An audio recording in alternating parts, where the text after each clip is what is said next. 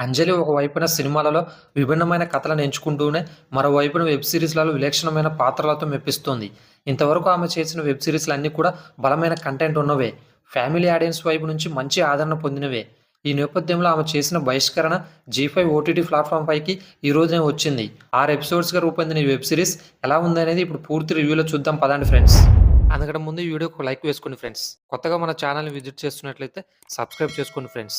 బహిష్కరణ మూవీ యొక్క కథ 1990లలో గుంటూరు జిల్లా పెద్దపల్లి నేపథ్యంలో నడుస్తూ ఉంటుంది. ఆ గ్రామానికి శివయ్య అలియాస్ రవీంద్ర విజయ్ సర్పంచ్గా వ్యవహరిస్తూ ఉంటాడు. ఆ ఊళ్ళో అతను చెప్పిందే వేదం, చేసిందే శాసనం. దర్శి అలియాస్ శ్రీతేజ్, సూరి అలియాస్ షణ్ముఖ్ అతని ప్రధాన అనుచరులుగా పనిచేస్తూ ఉంటారు. దర్శికి లక్ష్మి అలియాస్ అనన్య నాగల్ అనే మరదలు ఉంటుంది. ఇక చిట్టి అలియాస్ మెహబూబ్ బాషా అనే స్నేహితుడు ఎప్పుడు చూసినా దర్శితోనే తిరుగుతూ ఉంటాడు. ఆ ఊళ్ళో టీనేజ్ పిల్లలు ఆత్మహత్యలు చేసుకుంటూ ఉంటారు.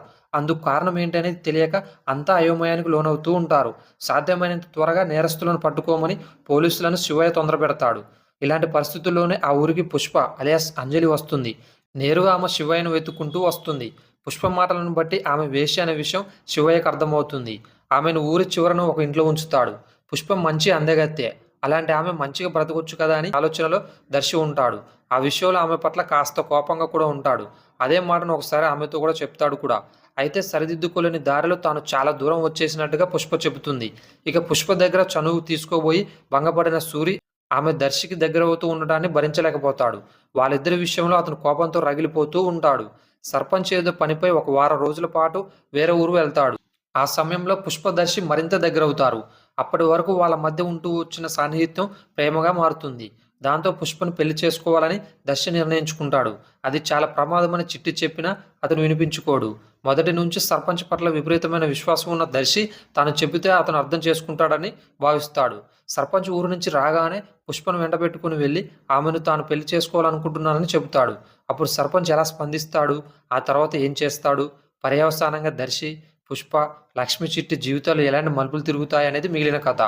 ఈ సిరీస్కి కథ స్క్రీన్ ప్లే అందించిన ముఖేష్ ప్రజాపతి, దర్శకుడు కూడా ఆయనే. కథ విషయానికి వస్తే రావు గోపాలరావు, నాగభూషణం విలనిజం కాలంలో విలేజ్ నేపథ్యంలో వచ్చిన సినిమాలు కొన్ని గుర్తొస్తాయి. ఈ కథలోని టీనేజ్ అమ్మాయిల ఆత్మహత్యలు మినహా మిగతా అంశాలు అవే విషయాలను గుర్తు చేస్తూ ఉంటాయి. అలా అని చెప్పి ఎక్కడ బోర్ అనిపించదు. కథ పాతదే అయినా దర్శకుడు దాన్ని నడిపించిన విధానం కొత్తగా అనిపిస్తుంది.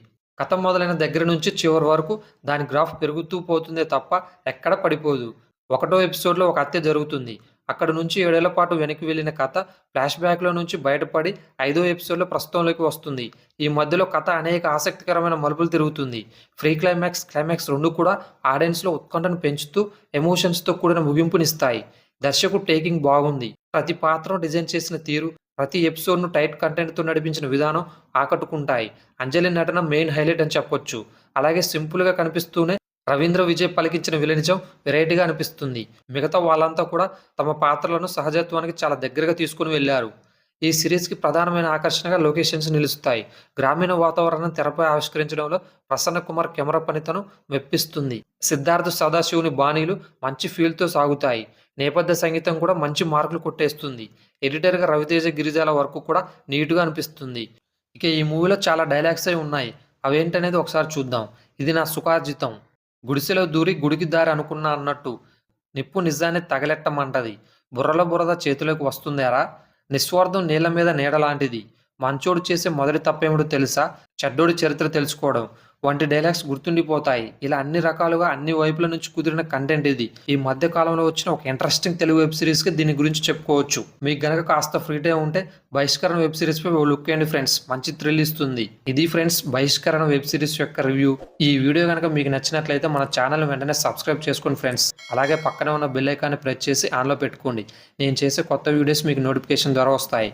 మరో వీడియోతో మీ ముందుంటా. అంతవరకు సైనింగ్ ఆఫ్.